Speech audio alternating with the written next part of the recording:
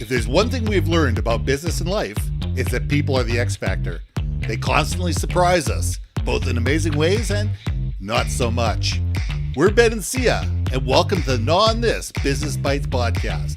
This show is all about real life things we all deal with every day, how they relate to business, and how to make some sense out of our daily chaos. Welcome to the show.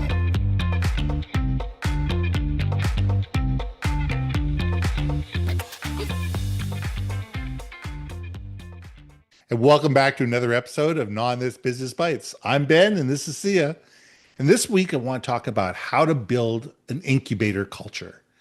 How do you build a culture of ideas? How do you build a company that is all about enabling people to risk, giving people empowerment to try, and celebrating failure?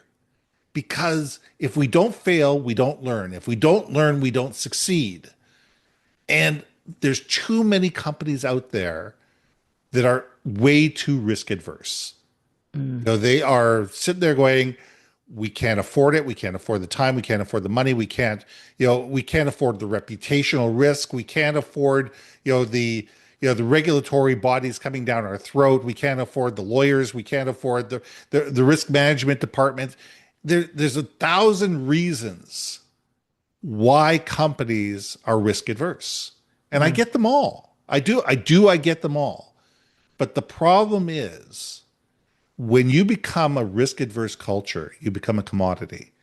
And when you become a commodity, you are a low cost, low value organization.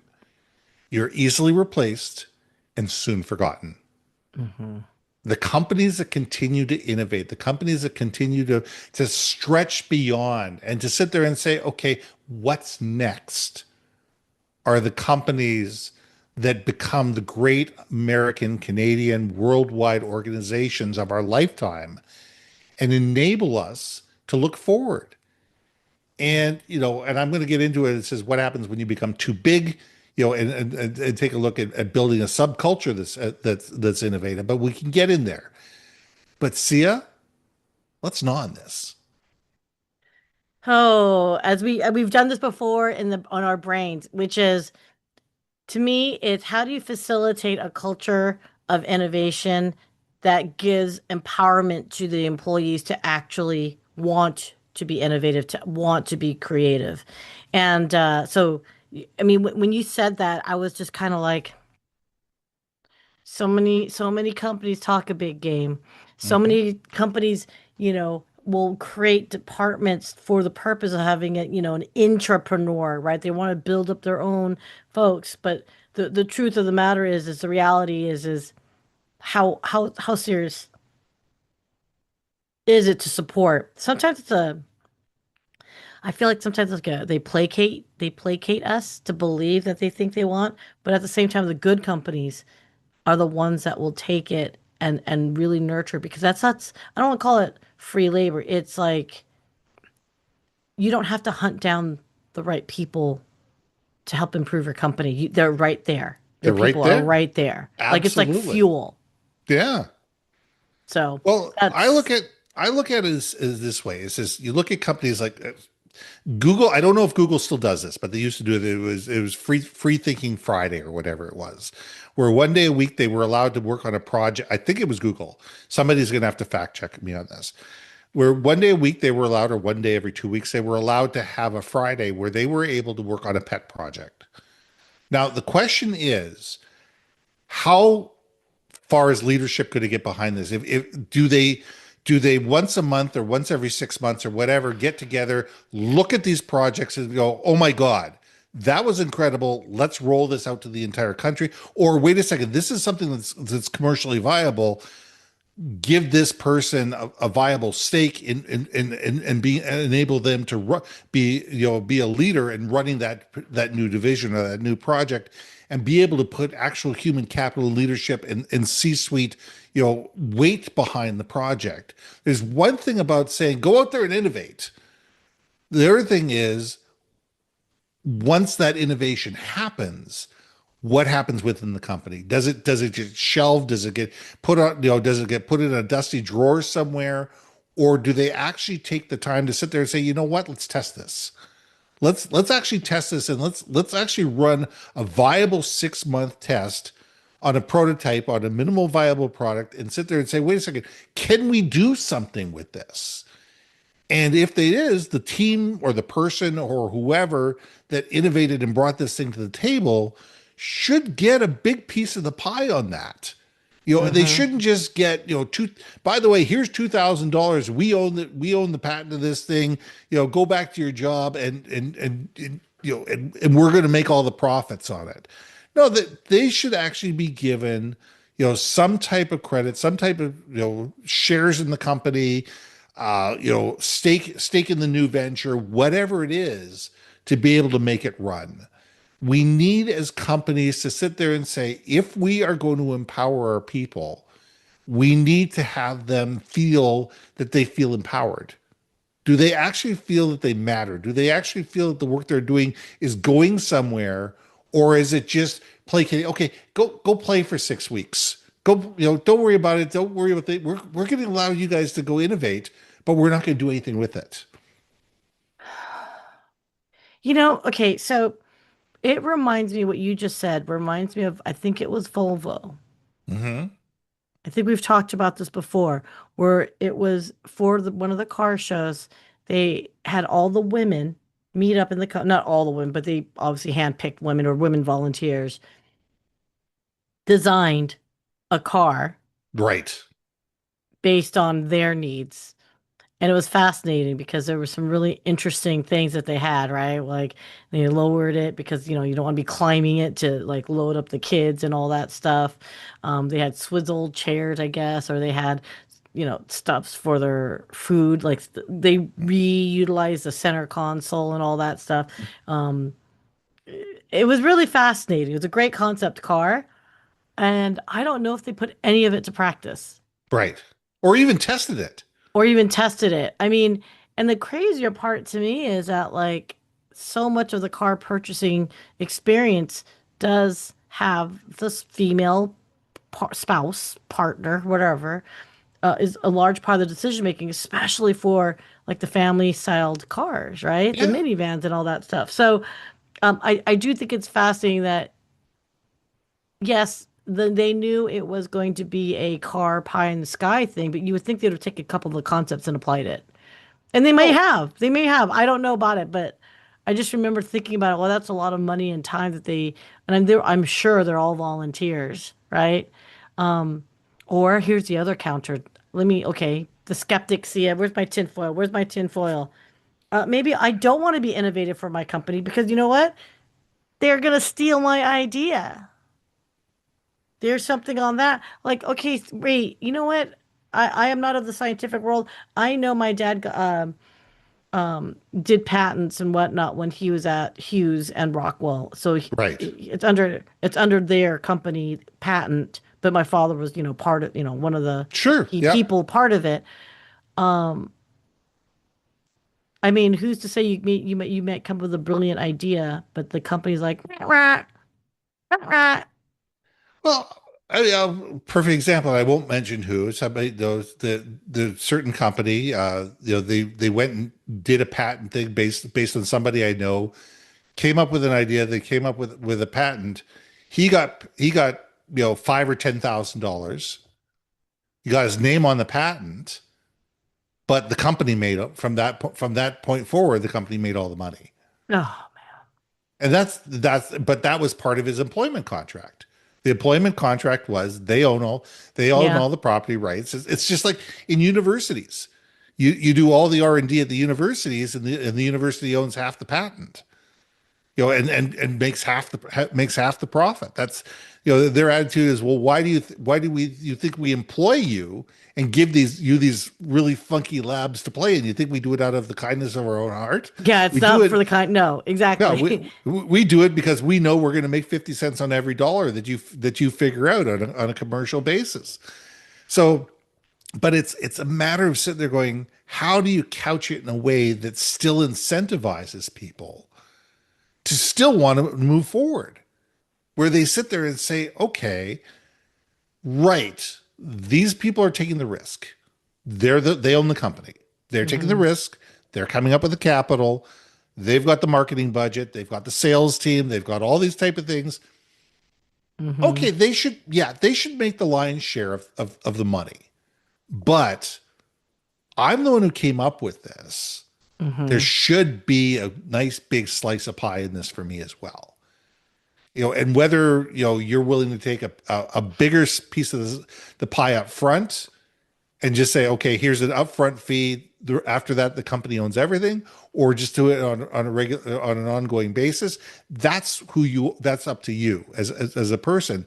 But you as an individual need to be incentivized in such a way that makes you want to go out and do it again.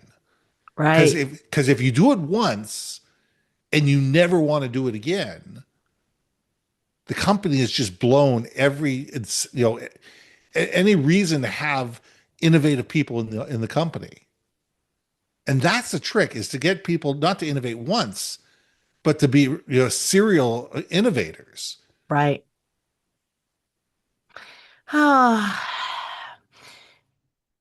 I guess ultimately it always comes back to like, employee satisfaction Yes. ultimately, right? Like, it's I don't even know in this day and age is if getting paid well enough is enough compensation for people to want to innovate.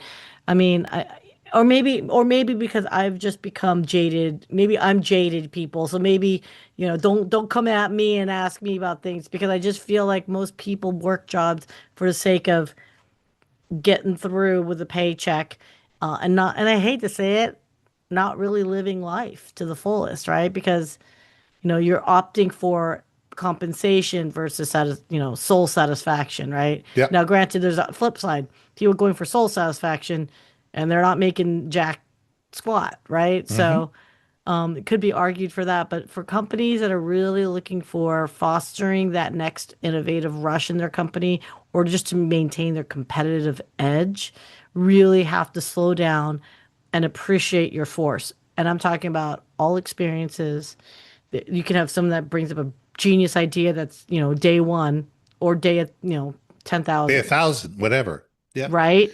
And yeah, it's unfortunate. We're in an age where society does covet the youth, right? So perhaps there might be organizations that will celebrate, you know, think tanks, right? And there are tech companies that do have amazing think tanks, right? And who Yes. knows what those skunk work people do all day long? They're like way out there.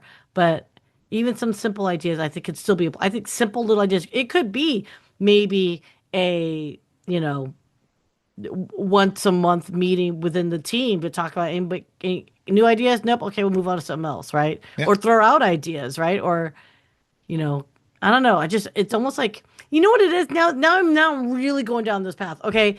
It is how do we maintain curiosity in the workplace? And that's essentially it. I mean, people want to feel listened to, understood, and valued. They Right. want they want to be valued in the workplace, and nobody wants to be feel stifled in the workplace. Nobody wants to feel pigeonholed, stuck in a cubicle with that is just being told do more, do faster. People want to sit there and say, what, people want to be asked, what do you think? Here's what we're trying to do. Find me an innovative way of doing that. And the more we can foster that, here's where we're going. It's up to you how we get there.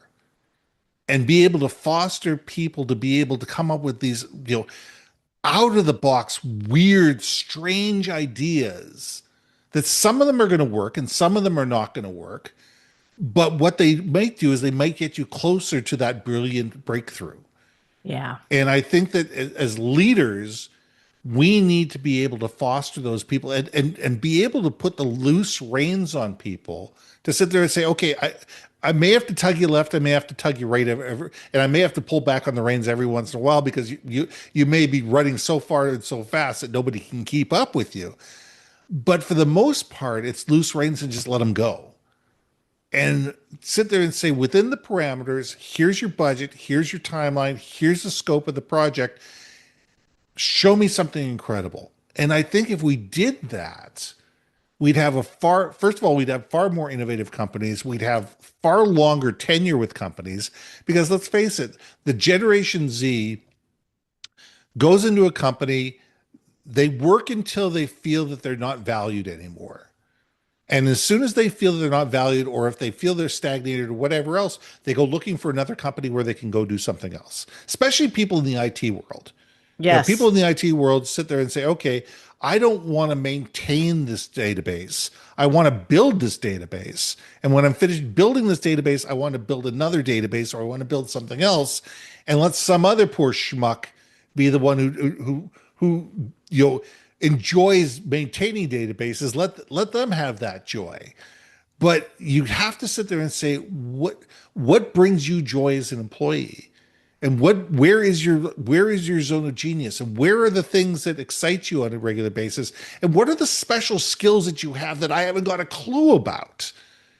And when leaders can start asking those type of questions, we can unbridle these thoroughbreds and just let them run.